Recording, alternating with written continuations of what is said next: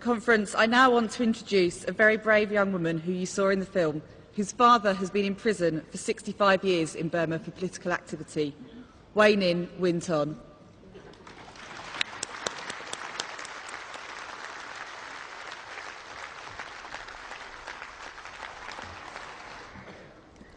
The first time I saw my father was through bars in his jail cell.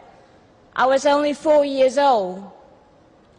He had been arrested for his part organizing the 1988 protest against the military dictatorship in Burma. Again, now he is in jail, serving the 65 years and 6 months for his peaceful involvement in 2007 uprising. He is very ill.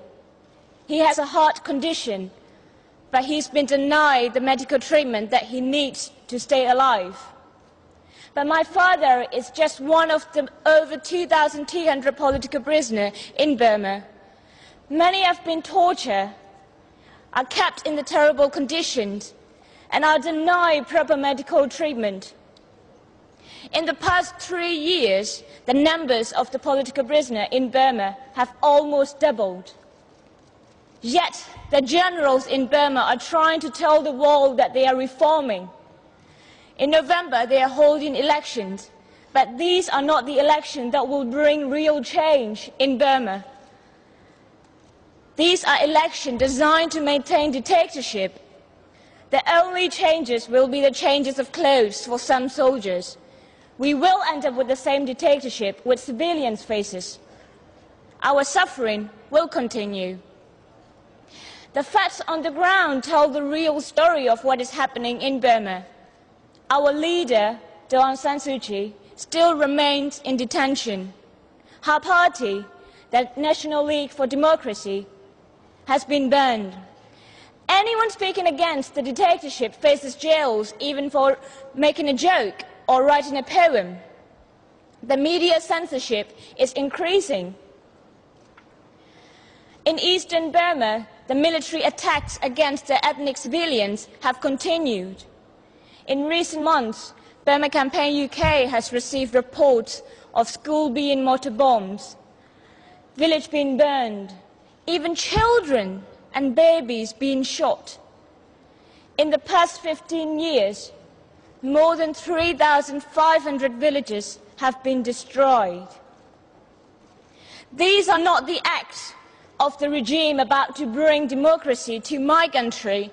These are the acts of brutal killers who will never give up their power voluntarily. I would like to take this opportunity to say my thank you to Labour Party for its support while in government.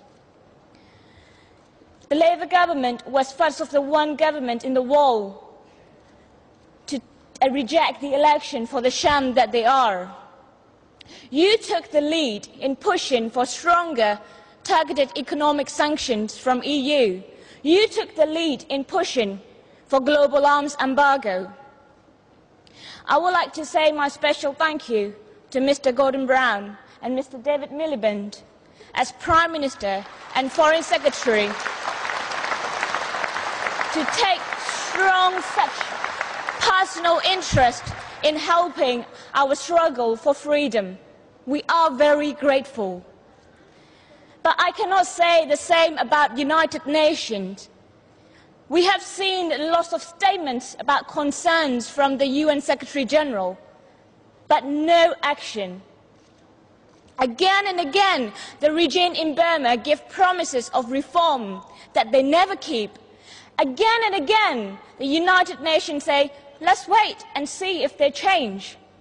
While they wait and see, political prisoners die in prison. While they wait and see, women are raped. While they wait and see, more villages are burned. Generation after generation of children have to grow up in poverty and fears.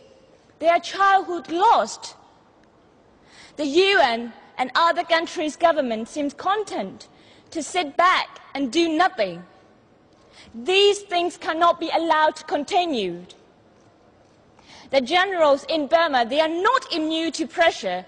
It is just that the right kind of pressure hasn't been applied yet. It is vital that international pressure is maintained. We need to use every single tool we can to pressure the generals to enter the dialogue with Aung San Suu Kyi and ethnic representatives. We need stronger and better targeted economic sanctions. We need the world to unite behind the UN-led initiative to force the regime into negotiation. We need UN Commission of Inquiry into war crimes and crimes against humanity in Burma. After this election, the new constitution will legalize dictatorship in Burma. All repressive laws will remain in place, including the law that is used to keep my father in jail. There are times I almost lose hope. There are times I think I will never see my father again in my life. But I think of his bravery. After all, despite how he has been suffered, he has never given up. And I know he never will. And I know we can win our freedom. But we need your help. You were there for South Africa, but please be with us for Burma and help us win our freedom. Thank you.